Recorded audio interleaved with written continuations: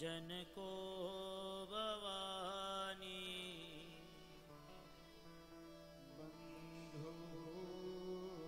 बन्धुर्भवानी भगिनी भवा गोत्रं भवानी स्वकुलं भवानी वीणा भवानी नहि कश्चित् अस्ति वीणा भवानी नहि कश्चित्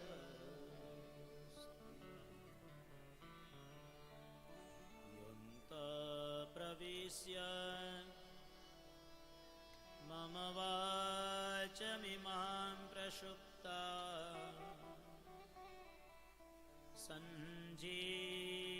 सञ्जीवयत् किल शक्तिधरश्वधा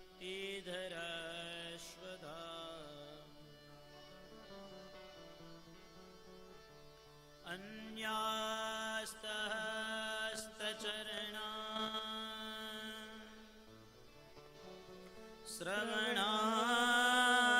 श्रवणात्मगादि प्राणान् नमो भगवते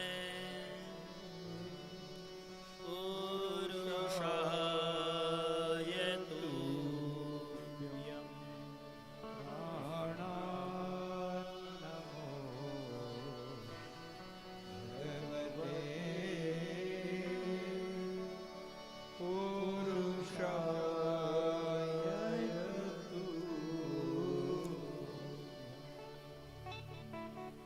या देवी सर्वभूतेषु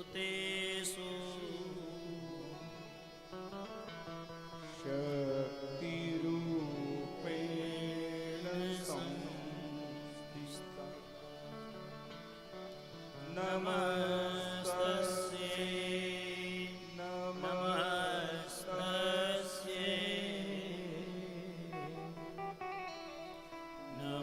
नमस्तस्यै नमो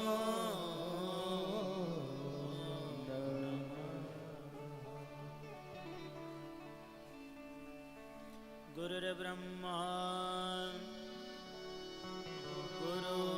गुरुर्विष्णु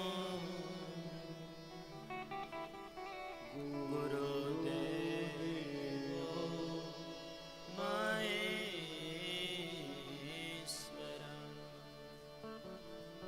गुरु साक्षात् परब्रह्म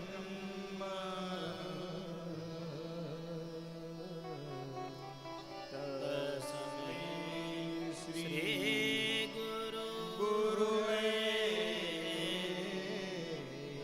नमः तस्मै श्री गुरुवे नमः।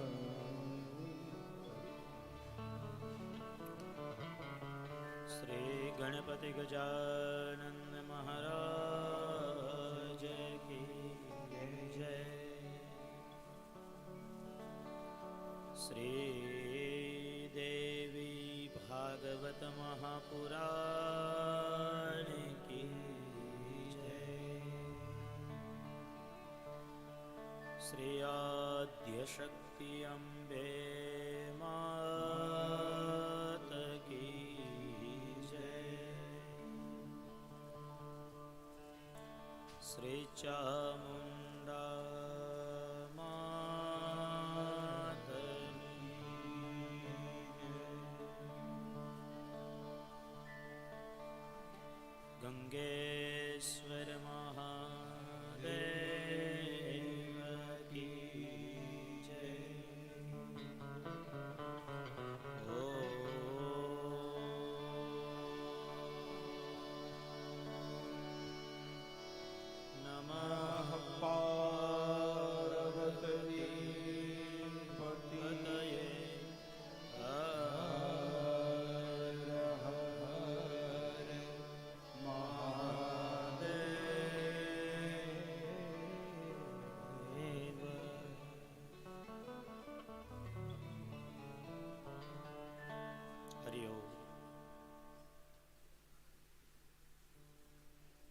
બ્રહ્મ કીટ જનની ત્રિગુણાત્મિકા રાજરાજેશ્વરી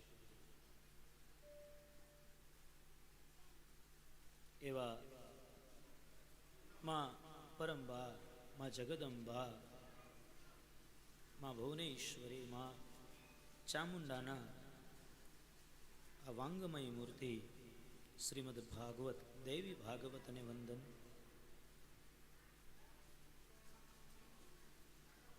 માં ચામુંડાને વંદન, શ્રી રામને વંદન, ભુવનેશ્વર મહાદેવને વંદન, મારા માતા પિતાને વંદન, દરેક વિપ્રવૃંદ, અમારા સંગીતકારો, આપ સૌ શ્રોતા જનો, યજમાન પરિવારના હૃદયની અંદર વસતા રામને વંદન. અરે આ દિવ્ય ક્ષેત્રની તમામ દિવ્ય ચેતનાઓને વંદન. અને એ વંદન સાથે માં ભગવતી, માં શક્તિ, એની વાંગમય મૂર્તિ શ્રીમદ દેવી ભાગવતની અંદર પ્રવેશ. અને જ્યારે માના ગુણગાન આપણે કરવાની શરૂઆત કરીએ ને, ત્યારે સૌથી પહેલું 2 મિનિટ માનું સ્મરણ કરવું જોઈએ. માને યાદ કરીને આપણું કાર્ય કરીએ ને, માને વંદન કરીને આપણી કાર્યની જો શરૂઆત થાય તો માં દરેક વિઘ્નને દૂર કરે છે. જય અંબે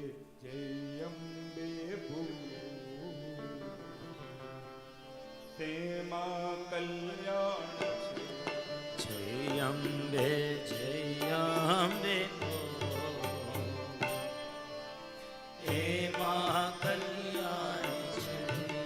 જય અંબે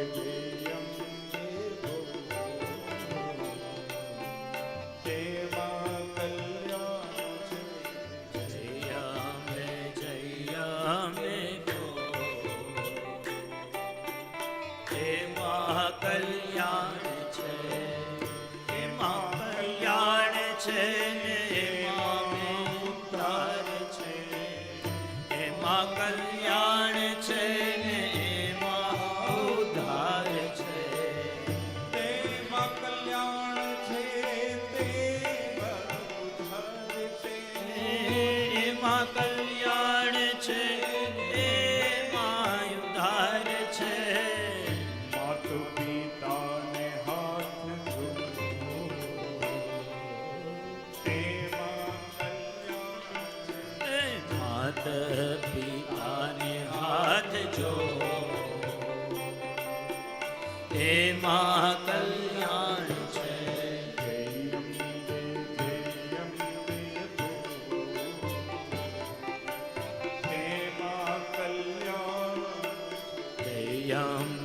જય અંબે બોલ, એમાં કલ્યાણ છે. ભાવશે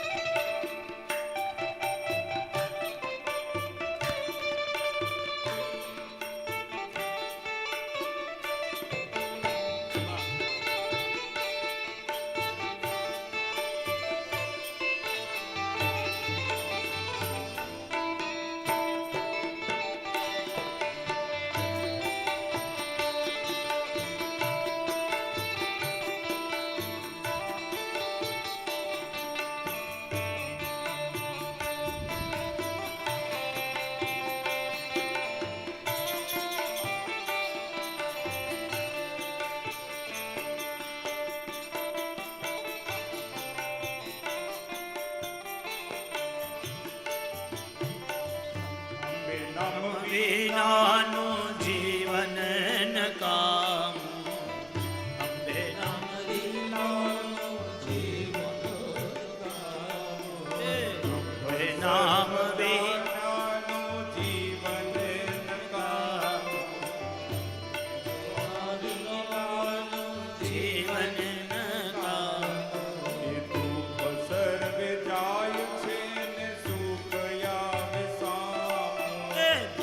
સર્વે જાય છે ને સુખ આવે સારું. દુઃખ સર્વે જાય છે ને સુખ આવે સારું. દુઃખ સર્વે જાય છે ને સુખ આવે સારું. વિવેક વિચાર કરી ગો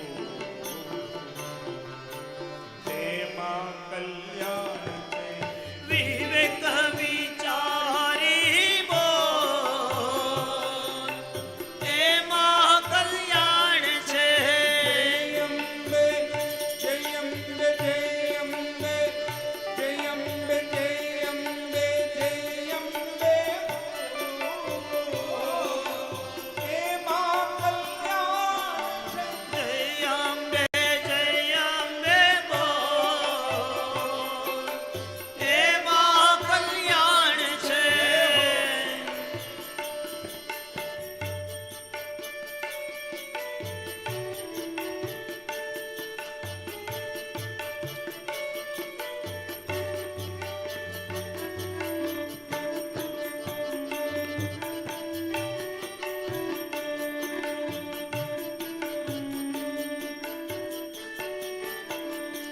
માં ભગવતીની કૃપાથી આવો અવસર મળ્યો છે ને,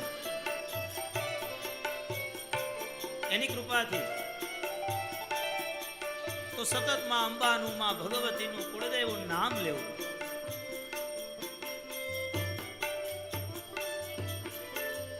આરે સંસારિયામાં માયાની હાથની. સંસારમાં માયાની હાટડી. આર સંસારિયામાં માયાની હાથની. યારે સંસારમાં માયાની હાટડી. જડ શિવ ચેતન આત્મ છે આત્મા. છે માયા ને ચેતન આ આત્મા. જડ છે માયા ને ચેતન છે આત્મા. જળ છે માયા ને ચેતન આત્મા. સત્સંગમાં આવીને એમાં કલ્યાણ છે. સત્સંગમાં આવીને બોલ એમાં કલ્યાણ છે. જય અંબે ઓહો જય ચામુંડ એ જય અંબે એમાં કલ્યાણ છે. જય અંબે બોલ એમાં કલ્યાણ છે.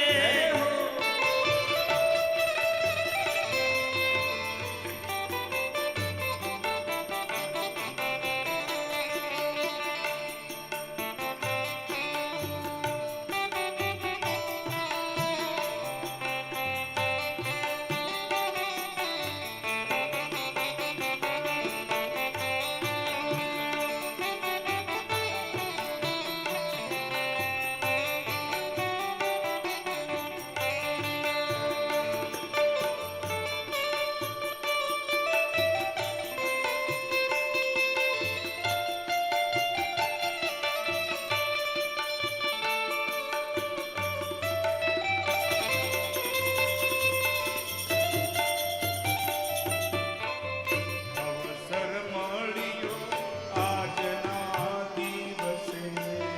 અવસર મળ્યો આજના દિવસે. અવસર મળ્યો તને આજના દિવસે. અવસર મળ્યો આજના દિવસે. નામ લેવાને ચામુંડ બોલાવે. નામ લેવાને આજ ચામુંડ બોલાવે. નામ લેવા તને અંબા બોલાવે. નામ લેવાને માં અંબા બોલાવે.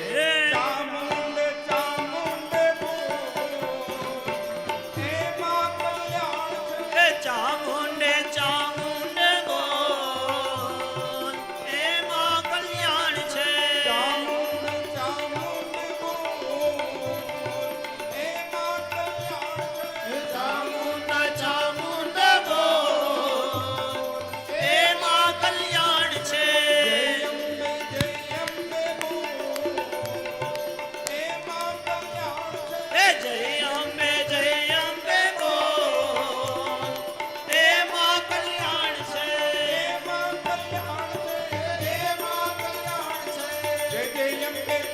ભવાની જય જય અંબે જય ભવાની જય જય અંબે જય ભવાની જય જય અંબે જય ભવાની જય જય અંબે જય ભવાની જય જય અંબે જય ભવાની જય જય અંબે જય જગદંબે જય જય અંબે જય જગદંબે જય જય અંબે જય જગદંબે જય જય અંબે જય ભવાની જય જય અંબે જય ભવાની જય જય અંબે જય ભવાની જય જય અંબે જય ભવાની જય જય અંબે જય ભવાની જય જય અંબે જય ભવાની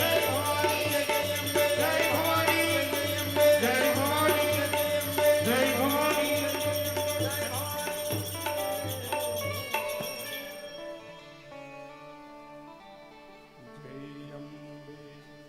જય જય અંબે જય ભવાની જય અંબે એમાં કલ્યાણ છે.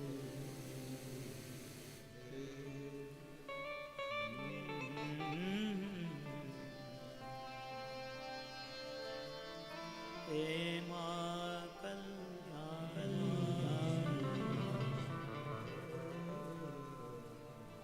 દુર્લભમ ત્રયમેવેતદ્દેવાનુગ્રહ હેતુકમ મનુષ્યત્વમ મુમુક્ષત્વમ મહાપુરુષ સંશ્રય. દુર્લભમ ત્રયમેવ. જીવનની અંદર ત્રણ વસ્તુ છે ને દુર્લભ છે. મનુષ્યત્વમ, મુમુક્ષત્વમ અને માં ભગવતીનું સમાગમ કે મહાપુરુષોનું સમાગમ. આ બધું છે ને માં ભગવતીની કંઈક કૃપા હોય તો મળે. આ બધી વસ્તુ પુરુષાર્થ કરવાથી કે મહેનત કરવાથી આ ત્રણ વસ્તુ મળતી નથી. મનુષ્યત્વમ, મુમુક્ષત્વમ અને માં ભગવતીની આરાધના માટેની શક્તિ.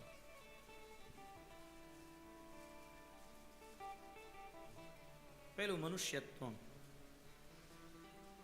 અરે કંઈક કર્મ સારા હોય, ઈશ્વરની કંઈક કૃપા હોય.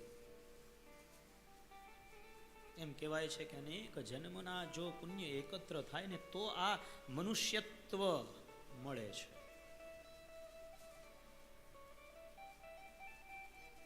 ઈશ્વરની કૃપા વગર માણસ બની શકાતું નથી. મુમુક્ષત્વમ, મુક્તિની તરસ. અને આ દેવી ભાગવત મુક્તિ આપે છે ને ભુક્તિ પણ આપે છે. તરસ હોવી જોઈએ તો જ અહીંયા સુધી પહોંચી શકાય. એક ભાઈ ટ્રેનની અંદર જતા હતા.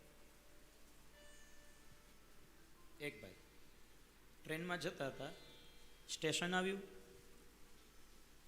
એટલે એક વ્યક્તિ પાણીની બોટલ વેચવા માટે નીકળ્યું છે. એમાં પેલા ભાઈએ પૂછ્યું શું ભાવ છે પાણીની બોટલ? કહ્યું કે 20 રૂપિયા. ઓહો, 20 રૂપિયા હોય? 10 રૂપિયામાં આપ્યું હોય તો આપ, નહીં તો રહેવા દે. એટલે પેલો ભાઈ તરત ત્યાંથી આગળ વયો ગયો. એટલે ખરેખર પરિસ્થિતિ આપણી આવી છે. કોઈ કે પેલા પાણી વેચનાર વ્યક્તિને પૂછ્યું કે આમ કેમ? તો કે એને તરસ જ નહોતી. જો એને તરસ હોત ને તો એ ભાવ ન પૂછત, પેલા પાણીની બાટલી લે, પાણી પીત અને પછી કિંમત ચૂકવી દે.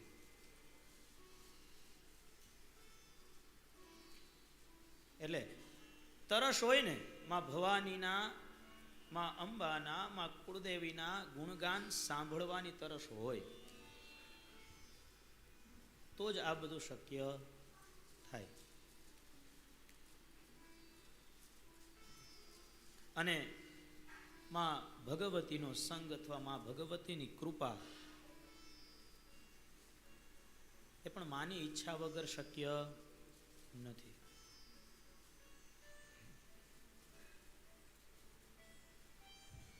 માની કૃપા હોય ને તો જ માની ભક્તિ કરી શકાય.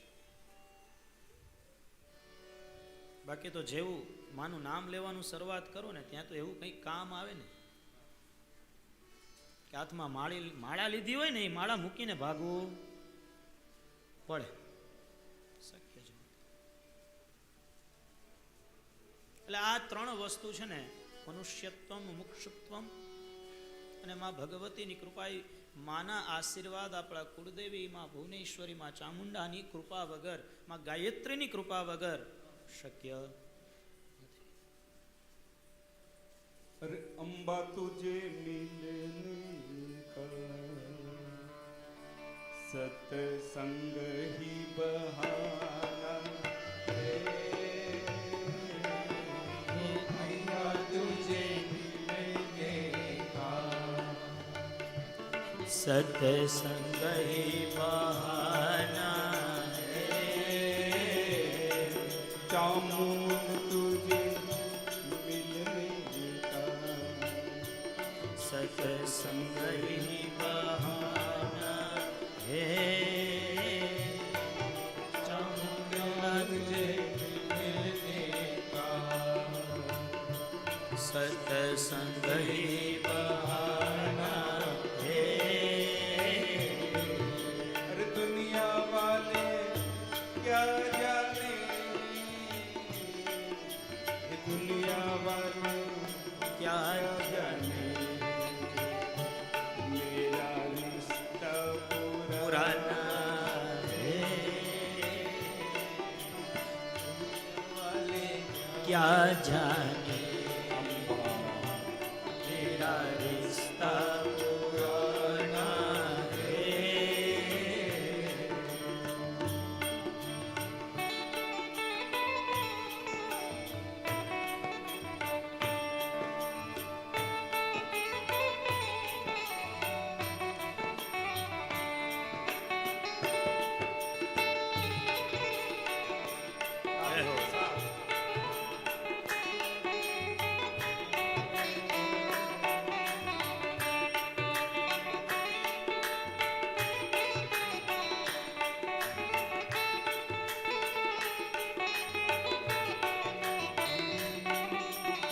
માં ભવાની સુધી જો પહોંચવું હોય ને તો આ સત્સંગ છે, આ કથા શ્રવણ છે ને એક બાનું છે.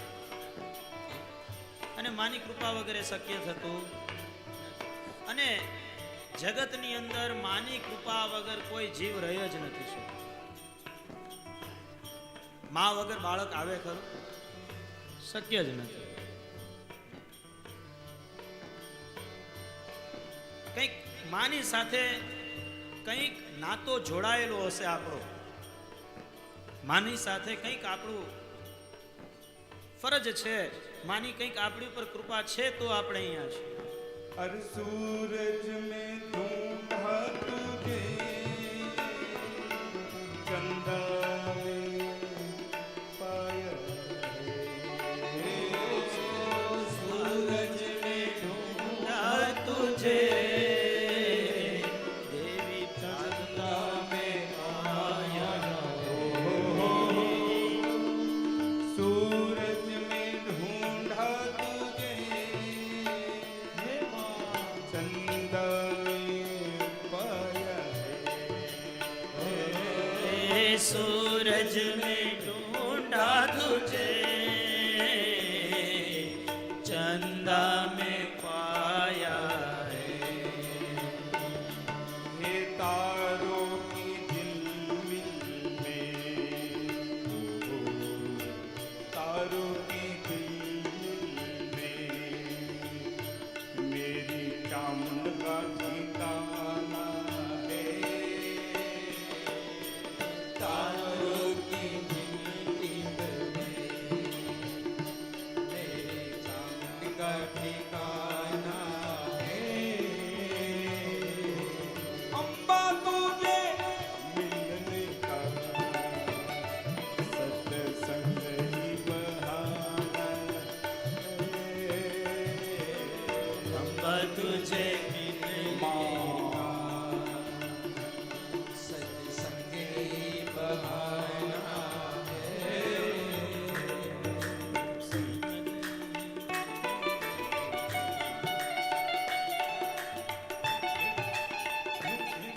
માં ભગવતી છે ને ચંદ્ર જેવી છે.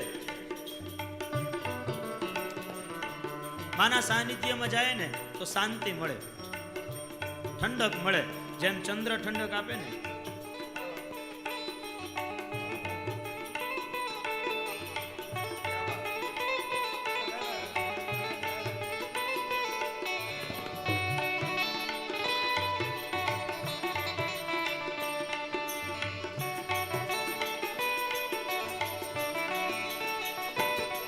अरे गंगा में ढूंढा तुझे,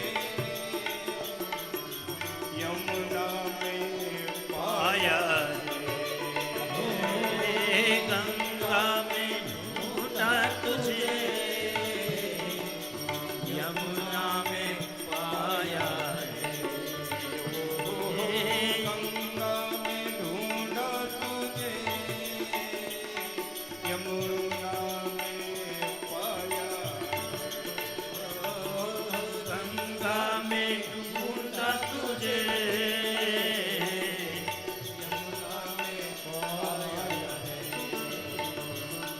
ये सागर की लहरों में,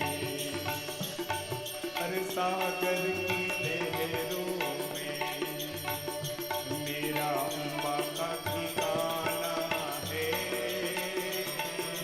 सागर की लहरों में जय हो, गाते रहिए, गाते रहिए. अम्बा तुझे पाने का सत्संग ही बहाना ए अम्बा तुझे पाने का सत्संग ही बहाना है. अम्बा तुझे मिलने का सत्संग ही बहाना है. अम्बा तुझे मिलने का सत्संग ही बहाना है. अरे भागवत में ढूंढा तुझे, देवी भागवत में पाया है. ए भागवत में ढूंढा तुझे, देवी भागवत में पाया है. ओ हो भागवत में ढूंढा तुझे, देवी भागवत में पाया. भागवत में ढूंढा तुझे, देवी भागवत में पाया. अरे वेदों के पन्नों पर, अरे वेदों के पन्नों पर मेरी अम्बा का ठिकाना है. वेदों के पन्नों पर मेरी अम्बा का ठिकाना है. अम्बा तुझे मिलने का सत्संग ही बहाना है. अम्बा तुझे मिलने का सत्संग ही बहाना है. અનેક શાસ્ત્રોમાં વેદોમાં માં ભગવતીનું મહત્વ આ દેવી ભાગવત.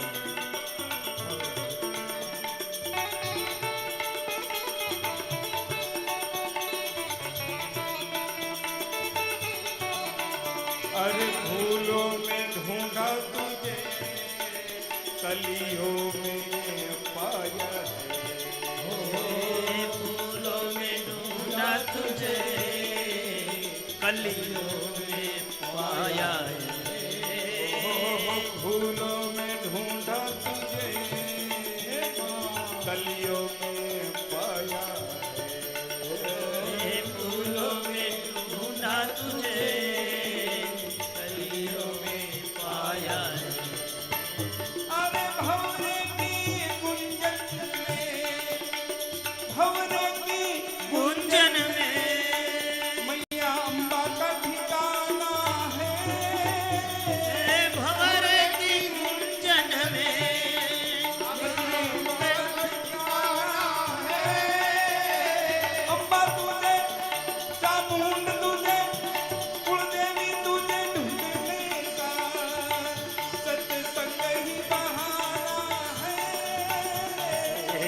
तुझे पाने का सत्संग ही बहाना है અંબા તુજે મિલને કા સત્સંગ હી બહાના અંબા તુझे मिलने का सत्संग ही बहाना है અંબા તુજે मिलने का सत्संग ही बहाना है रोज रोज वसुदेवो महाभाग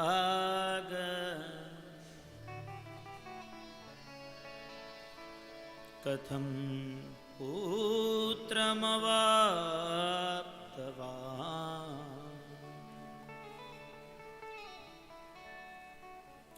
प्रशेन कृतकृष्णेन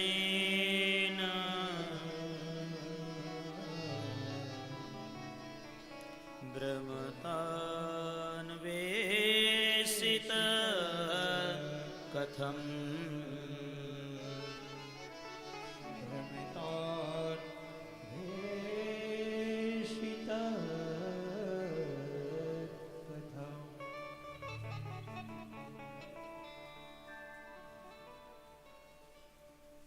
શ્રીમદ દેવી ભાગવતનું અનુસંધાન,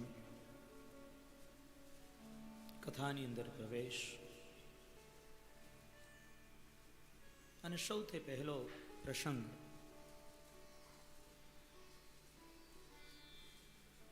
શ્રી કૃષ્ણ અને શ્યમંતક મણિનો. અરે આ શ્રીમદ દેવી ભાગવતની કથા શ્રવણ દ્વારા વસુદેવજીને શ્રી કૃષ્ણની પ્રાપ્તિ થઈ છે.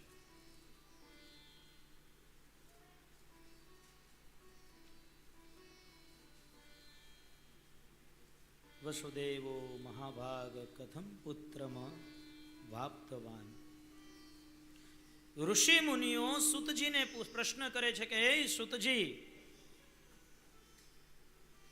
મહાભાગ્યશાળી વસુદેવ અને એ વસુદેવને કૃષ્ણની પ્રાપ્તિ કઈ રીતે થઈ?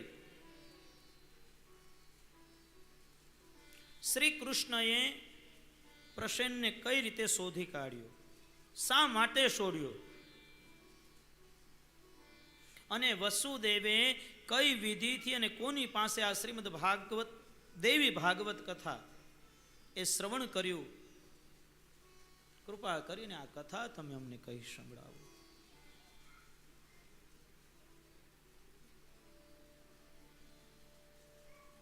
સુતો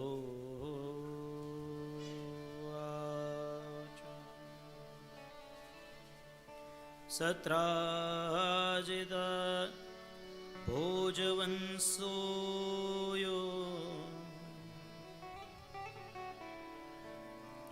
દ્વારાવત્યામ સુખમ વસન સૂર્યસ્યારાધને યુક્તો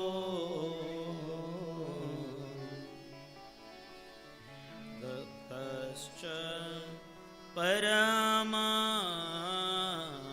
સખા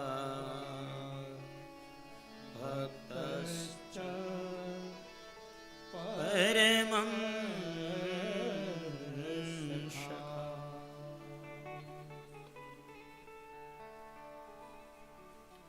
ઋષિ મુનિએ પ્રશ્ન કર્યો છે અને સુતજી, સુત પુરાણી આ ઋષિ મુનિઓને માં ભગવતી માં ભવાનીના આ દેવી ભાગવતના મહાત્મયનું અહીંયા વર્ણન કરી સંભળાવ્યું છે. અરે વેદ વ્યાસ પોતે જ આ દેવી પુરાણ એના પરમ વક્તા છે અને જન્મે જઈ એના મુખ્ય શ્રોતા છે. સૂતજી કહે છે કે પ્રાચીન સમયની અંદર દ્વારાવતીની અંદર ભોજ વંશમાં રાજા સત્રાજીત નામનો એક રાજા. આ સત્રાજીત પોતે સૂર્યનો પરમ ભક્ત, પોતે નિત્ય એકાગ્ર ચિત્તે ભગવાન સૂર્યના જપ કરે, સૂર્યની ઉપાસના કરી અને ભગવાન દિવાકર એની ઉપર પ્રસન્ન થયા અને એને શ્યમંતક નામનો દિવ્ય મણિ ભગવાન સૂર્યએ પ્રસન્ન થઈ અને સત્રાજીતને આપ્યો છે. અરે આ મણિ અતિશય અનુપમ, દૈદીપ્યમાન અને એમાંથી જે તેજ પ્રકટ થાય ને એ સાક્ષાત જાણે કેમ સૂર્યનારાયણ હોય. એ સ્યમંતક મણિ લઈ અને સત્રાજીત જ્યારે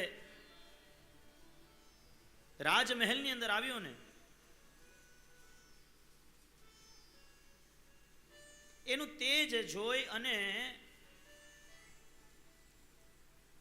દ્વારિકાનાથ ભગવાન કૃષ્ણ અને એના સિપાહીઓ આવીને કહે છે કે સાક્ષાત સૂર્યનારાયણ આપણી સભામાં પધાર્યા છે. અને એ સમયે ભગવાન સર્વને કહે છે કે સાક્ષાત સૂર્યનારાયણ નહીં પણ સત્રાજીત શ્યમંતક મણિ લઈ અને આ રાજસભાની અંદર આવે છે. આ શ્યમંતક મણિ પ્રતિદિન 8 ભાર સુવર્ણ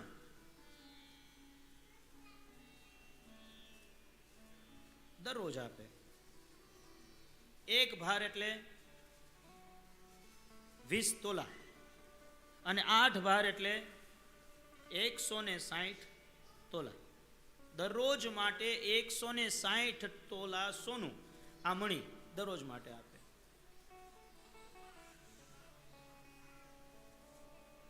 અરે આ સ્યમંતક મણિની બીજી વિશેષતા એ હતી કે આ મણિ એનો પ્રભાવ એવો ને કે જે જગ્યાએ આ મણિ હોય ને એ આખા રાજની અંદર ક્યારેય રોગચાળો ન આવે, પરમ શાંતિ મળે. એ રાજ્યની અંદર સદા માટે લક્ષ્મીજીનો વાસ રહે, સદા માટે રાજ્યના દરેક વ્યક્તિ સુખ શાંતિથી રહી શકે એવો આ દેદીપ્યમાન મણિ.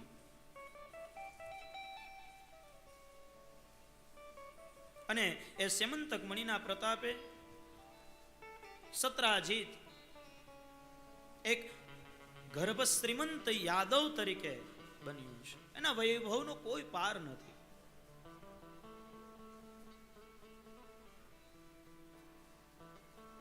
અને યાદવોને એ સત્રાજીતની ઈર્ષા થવા લાગી છે.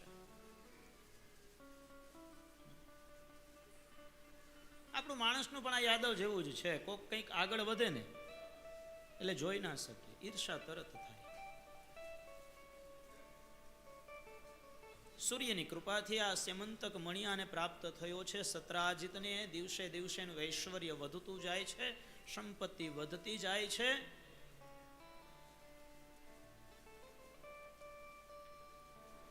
અને ઈર્ષા એટલે એક પ્રકારની ભીષણ આગ છે.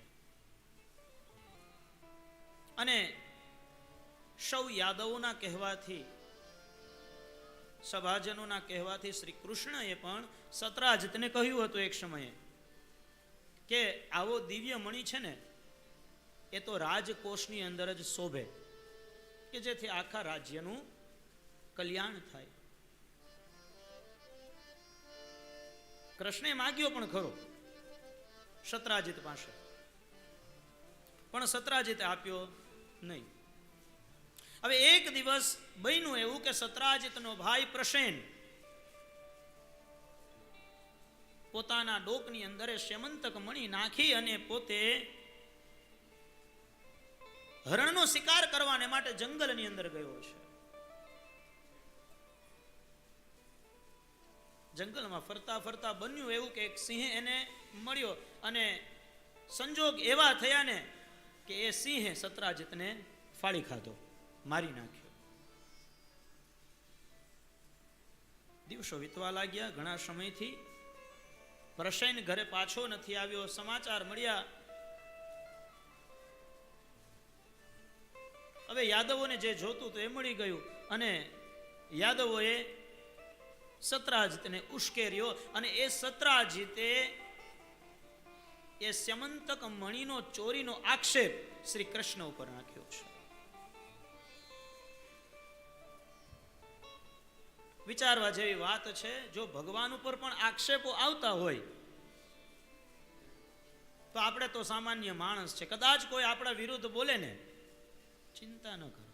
અરે માં બેઠી છે, ભગવતી બેઠી છે રક્ષા કરવા વાળી, તમે સાચા છો ને તો જગતની કોઈ તાકાત નથી કે તમારો વાળ વાંકો કરી શકે. દુનિયા તો દોરંગી છે. આલોકના સાગર મહી કોઈ નાવતી તરશો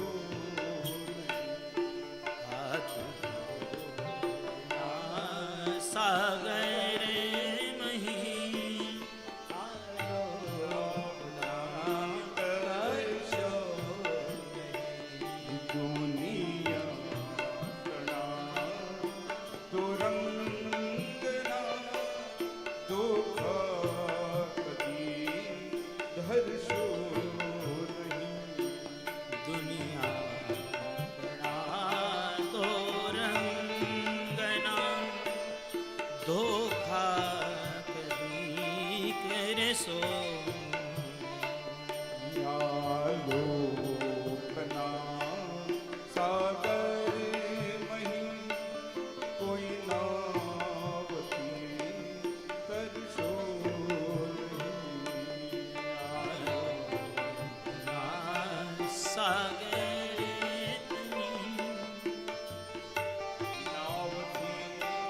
તરશો દુનિયા દો રંગી છે, બે રંગી, ચડાવે પણ એ ને પછાડે પણ એ. ગોકુળ તજી મથુરા તજી સાગર કિનારે જઈ વસ્યા. ગોકુળેથી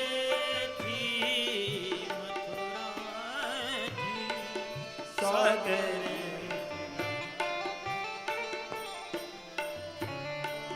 ત્યાં પણ પ્રભુને મારવા જોધા જરાસંધના દશા. ત્યાં પણ પ્રભુને મારવા જોધા જરાસંધના મણિકાજ મોહનને જો સવનાથથી નોખા કર્યા. મણિકાજ મોહનને જો સવનાથથી નોખા કર્યા. અંતે હરિના પ્રાણને જો ભીલના ભાલે હર્યા. આલોકના સાગરી મહી કોઈ નાવતી કરશો. કોઈ નાવતી તરશો નહીં. દુનિયા છે ખરેખર દો રંગી છે. પ્રશયન આ બાજુ મરાણો છે અને આ અરસામાં ઈર્ષાળુ યાદવોએ એવી અફવા ફેલાવીને કે શ્રી કૃષ્ણએ પ્રશયનની હત્યા કરી છે અને સ્યમંતક મણિ પોતાના હસ્તગત કરી લીધો. પોતાની ઉપર ખોટું આળ આવ્યું છે ને એ આળમાંથી બચવાને માટે કૃષ્ણને જ્યારે આ ખબર પડી ને ત્યારે આ કલંકને દૂર કરવાને માટે ભગવાન કૃષ્ણ પોતે ગાઢ વનની અંદર પ્રસેનને ગોતવાને માટે ગયા છે. શોધ કરતા કરતા ગામ લોકોની સાથે નીકળ્યા છે કૃષ્ણ. જંગલમાં જેવા ગાઢ જંગલમાં પ્રવેશ કરીએ ને તો એક જગ્યાએ પ્રસેનનો મૃતદેહ મળ્યો.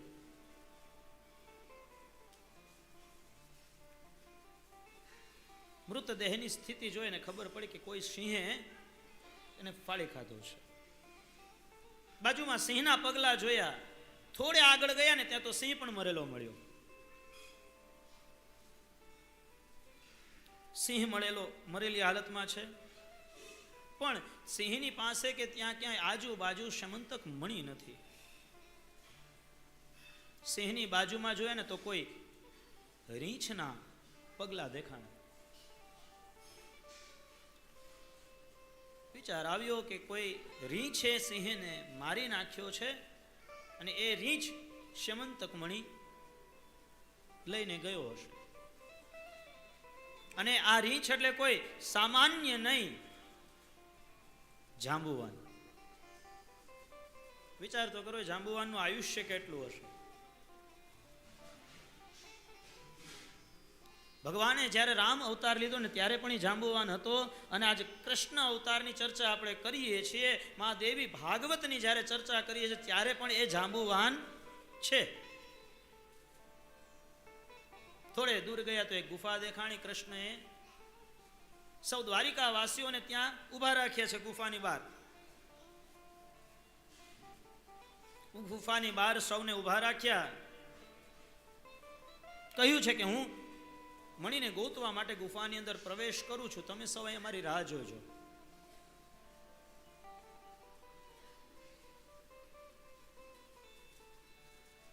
રાહ જોવાનું કહ્યું છે. એવં ત્રૈનવરાત્રાતુ મહાયુદ્ધ ભૂતયો. જો હું 12 દિવસની અંદર બહાર ન આવું તો તમે બધા જઈ અને દ્વારિકામાં સમાચાર આપજો કે કૃષ્ણ હવે નથી રહ્યા.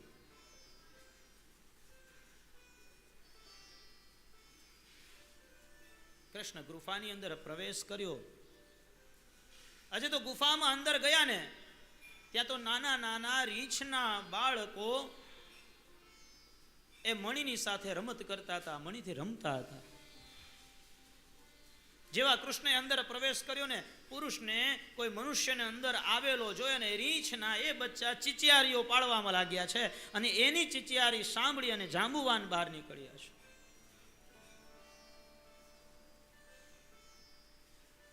પ્રથમ તો થોડું વાઘ યુદ્ધ થયું, તુમુલ યુદ્ધ ચાલ્યું કૃષ્ણ સાથે. અને પછી તો એવી પરિસ્થિતિ થઈ ને કે કૃષ્ણ અને જાંબુવાનની અંદર બે વચ્ચે સામસામે મલ્લ યુદ્ધ થયું છે. અને આ જે યુદ્ધ છે ને એ એવમ ત્રિનવરાત્રમ તુ મહાયુદ્ધો ભૂતયો. ત્રિનવરાત્રા, 3 નવરાત્રી. નવરાત્રી, એક નવરાત્રી કેટલા દિવસની આવે? 9 દિવસની. 9 ગુણ્યા 3 એટલે 27 દિવસ સુધી આ યુદ્ધ ચાલ્યું. આ બાજુ 12 દિવસ થયા ને એટલે ઓલા બારે દ્વારકાવાસી જેટલા બધા ઉભા હતા ને એ બધા ગુફા આગળથી નીકળીને દ્વારિકામાં આવ્યા અને સમાચાર આપ્યા છે વસુદેવ અને દેવકીને કે આ રીતે કૃષ્ણ ગુફાની અંદર પ્રવેશ કર્યો. 12 દિવસ અમને રાહ જોવાની કહી હતી પણ હજી કૃષ્ણ આવ્યા નથી. દ્વારકાની અંદર સૌ કોઈ વિલાપ કરે છે. અને અહીંયા જાંબુવાન અને કૃષ્ણ વચ્ચે યુદ્ધ ચાલે છે. ભયંકર મલ્લ યુદ્ધ જામ્યું. હવે આપણને વિચાર આવે કે ભગવાન અને ભગવાનના ભક્ત આ બંને વચ્ચે યુદ્ધ થાય ખરું? જાંબુવાન તો ભગવાનનો પરમ ભક્ત. રામાયણની અંદર આપણે સાંભળીએ છીએ કે ભગવાન રામને જાંબુવાને ખૂબ સહાય કરી હતી. પણ રામ ચરિત માનસનો જ એ પ્રસંગ. રામચંદ્ર જ્યારે જ્યારે આમ તીર ચડાવીને રાવણની સામે ને બીજા રાક્ષસોની સામે જ્યારે ભગવાન રામ યુદ્ધ કરે ને ત્યારે રામ તો આજાન બાહુ, અરે ગોઠણથી નીચે સુધીના એના લાંબા હાથ. જેવું આમ તીર ચડાવે ને ત્યાં તો આ એની જે ભુજા છે ને મોટી મોટી દેખાય.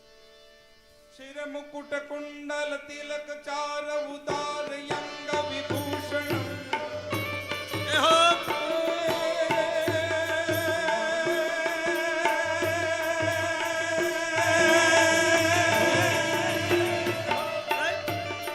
શિર મુકુટ કુંડલ તિલક ઉદાર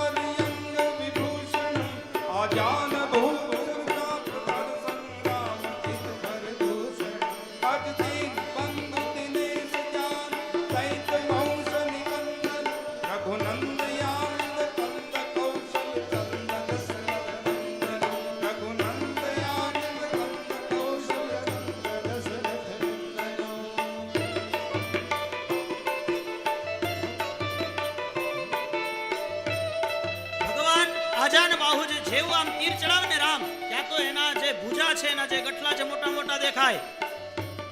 અને એની એ ભુજાઓ જોઈને જાંબુવાન, ત્યારે જાંબુવાનને પોતાના બળનું અભિમાન આવ્યું. રામ અવતારની આ વાત છે, એને મનમાં અભિમાન આવ્યું કે જો હું આ રામની સાથે યુદ્ધ કરતો હોય ને તો એની સાથે હું મલ્લ યુદ્ધ કરું, આમ હાથેથી બાંધું.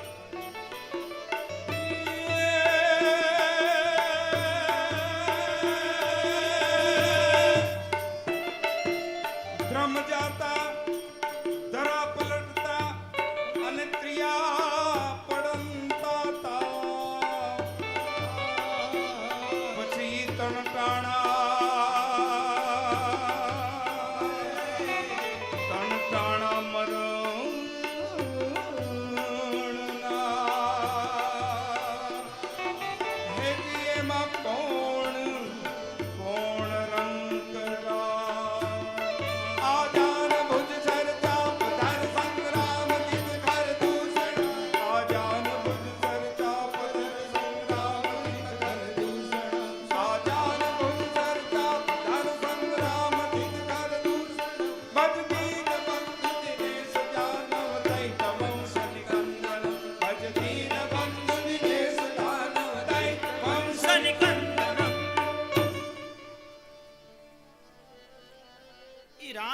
કરે છે. અને જાંબુવાન આ બધું જોઈને એના બાહુ, એટલે જાંબુવાનને પોતાના બળનું અભિમાન આવ્યું કે જો હું આની સામે યુદ્ધમાં હોય ને તો આની સામે મલ્લ યુદ્ધ કરું ને હારે હરવું.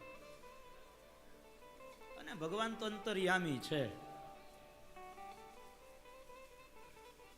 ભગવાન રામ જાંબુવાનનો આ વિચાર મનમાં સમજ્યા છે ને ભગવાને કહ્યું તથાસ્તુ, આ જન્મમાં તો તારી સાથે નહીં બાંધી શકું, તને મારું પરાક્રમ નહીં બતાવી શકું, પણ આવતા જન્મે કૃષ્ણ જન્મમાં તને લાભ જરૂર આપીશ. અને એટલે આજ આ જાંબુવાન અને કૃષ્ણની વચ્ચે આ મલ્લ યુદ્ધ જામ્યું છે.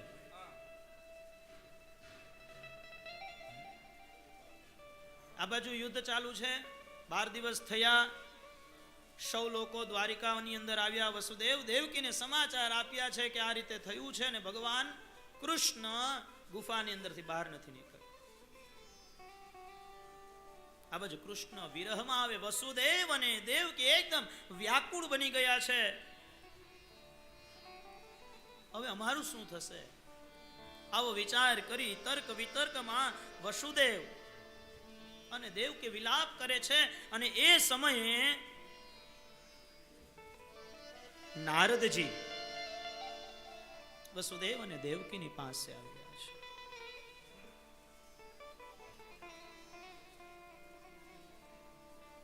વસુદેવ અને દેવકી નારદજીને આવેલા જોઈ એમને આનંદ સાથે વંદન કર્યા છે. વંદન કરી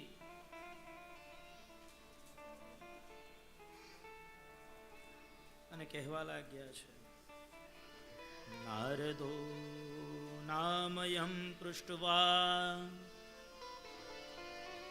વસુદેવં મહામતિં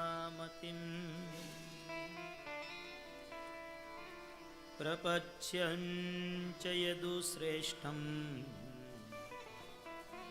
કિં ચિંતયસી તદવદ.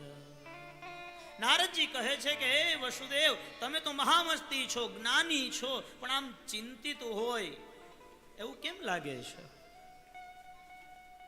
વસુદેવ, આજે તમારા મુખ ઉપર મને જ્ઞાની દેખાય છે, ઉદાસીનતા દેખાય છે. તમે તો મહામતી, તમે તો પરમ જ્ઞાની છો. અને વસુદેવ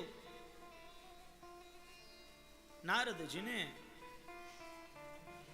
સર્વ કથન કહી સંભળાવે છે કૃષ્ણનું, કે આજે 12 દિવસ થયા અને હજી કૃષ્ણ ગુફામાંથી બહાર નથી આવ્યા.